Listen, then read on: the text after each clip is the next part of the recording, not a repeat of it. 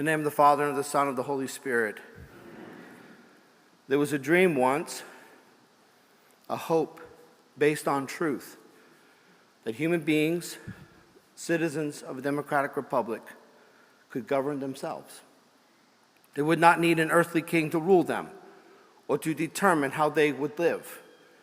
Grounded on the family and fatherhood, nurtured in virtue and education, which relied on the Judeo-Christian tradition, it was hoped that such a dream could one day happen. That dream began to emerge in what has come to be called the West. And over 200 years ago, that dream became a reality. And that reality was what our founding fathers called the American experiment, what we fondly call the United States of America. It was called an experiment because it would demand the highest and the best of every citizen, a humility and a love for freedom, a sense of duty and responsibility to virtue and the common good. The experiment relied on its leaders to stay humble and remind themselves that they are the servants of the republic, not a king and not masters. It was an experiment. It's still an experiment. Such an experiment is a threat to fanaticism, radical ideology of any form, tyranny, a lust for power, a condescension that thinks it somehow knows better what's good for another person and will impose that upon them. With its focus on the common good and public responsibility, such an experiment flies in the face of relativism. The belief that any individual person at any time can determine for themselves what is right or what is wrong, what has value, what does not. It also this attack on this experiment relies on false definitions of freedom. Relativism on one hand, a bastardized form of freedom on the other. Freedom, dear friends, and it's regrettable we have to remind ourselves of this. Freedom is the power to do what is right. It is to have the knowledge of virtue and the freedom of soul, the opportunity of state of affairs to do what is right, noble and good. That's freedom. Freedom is not the power to do whatever I want. Furthermore, freedom is not about the exercise of might by the powerful, but the exercise of right by citizens. The threat of this experiment provokes violence, and it has many enemies, as we tragically saw over 20 years ago today.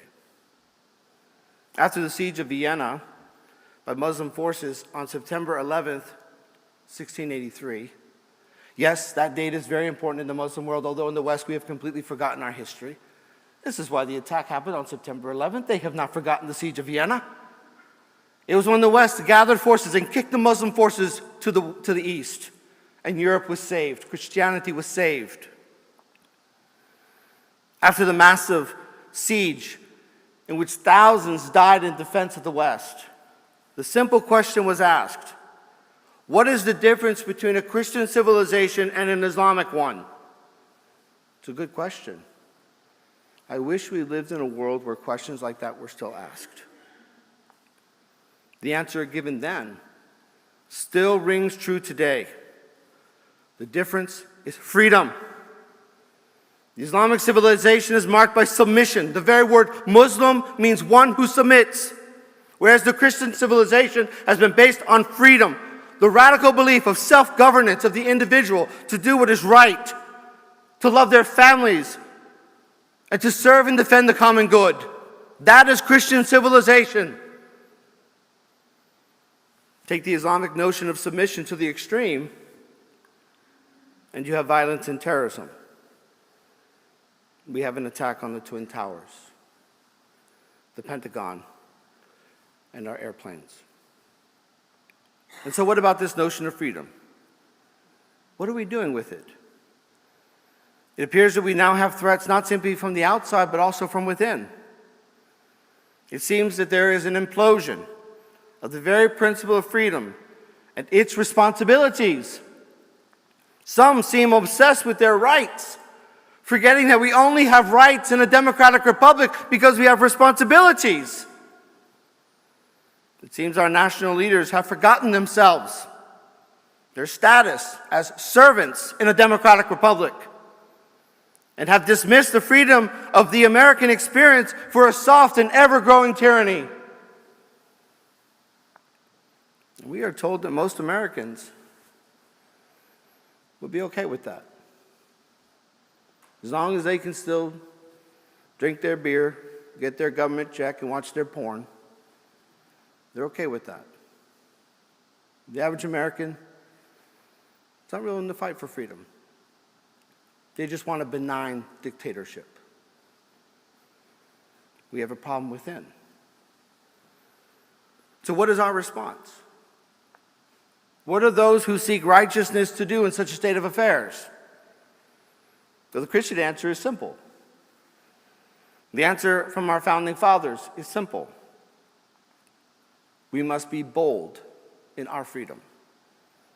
Our strength as a nation is born from the belief that free men and women do not need kings, an earthly king, but they can truly govern themselves. This monumental point was stressed by Thomas Jefferson in the very Declaration of Independence that gave birth to our nation. We hold these truths to be self-evident, that all men are created equal, no kings, that they are endowed by their Creator with certain inalienable rights, that among these are life, liberty, and the pursuit of happiness, not the pursuit of government or power. That to secure these rights, governments are instituted among men, deriving their just powers from the consent of the governed. No hereditary rights, no crowns, no monarchs. This was further emphasized by Abraham Lincoln at Gettysburg as he spoke of the fallen soldiers. We here highly resolve that these dead shall not have died in vain, that this nation under God shall have a new birth of freedom, and the government of the people, by the people, for the people, shall not perish from the earth.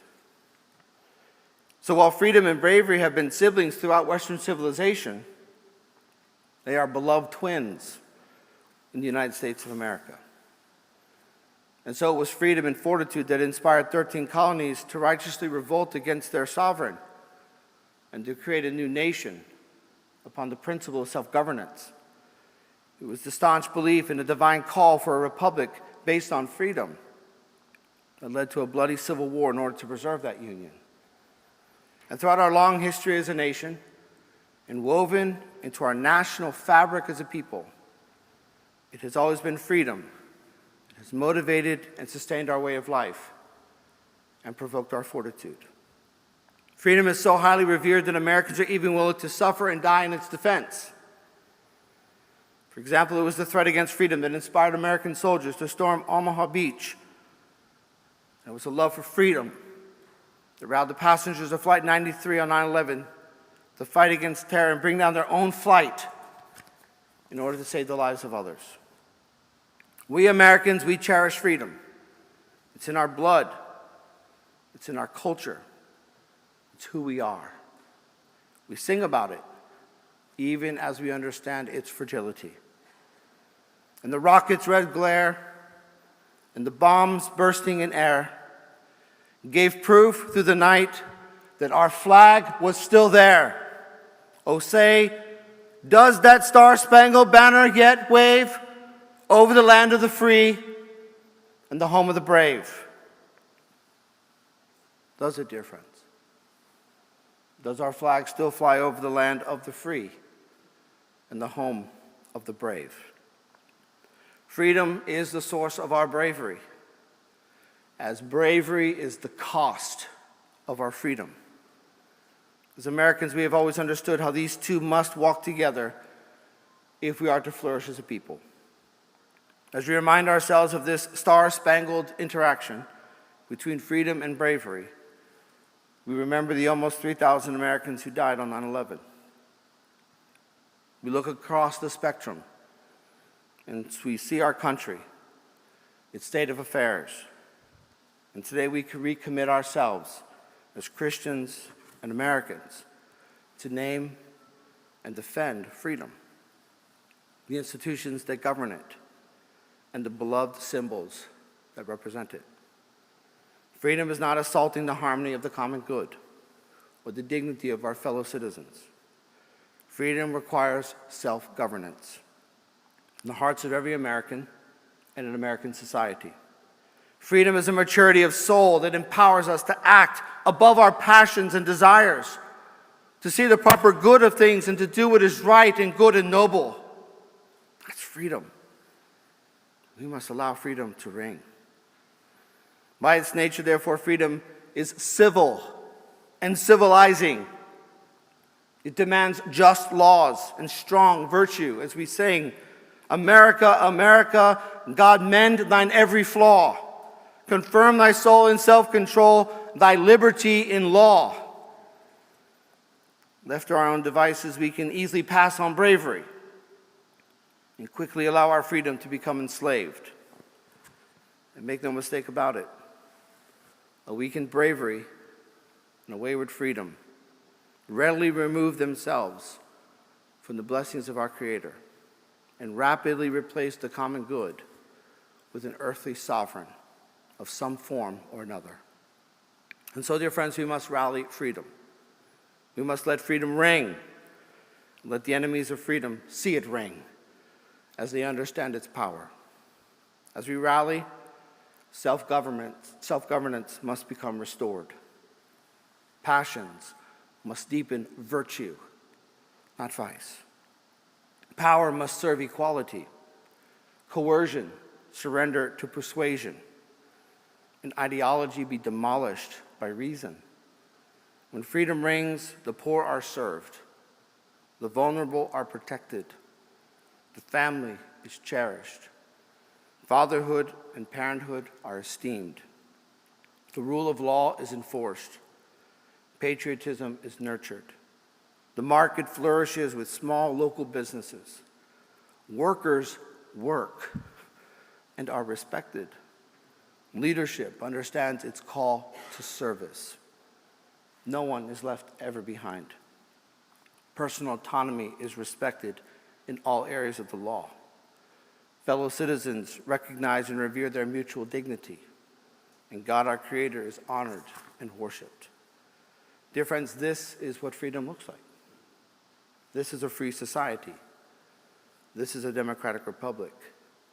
This is the American experiment, and we're all a part of it. Whether it falls or rises up is up to each of us. And so live freedom in your lives, in your homes, and in your families.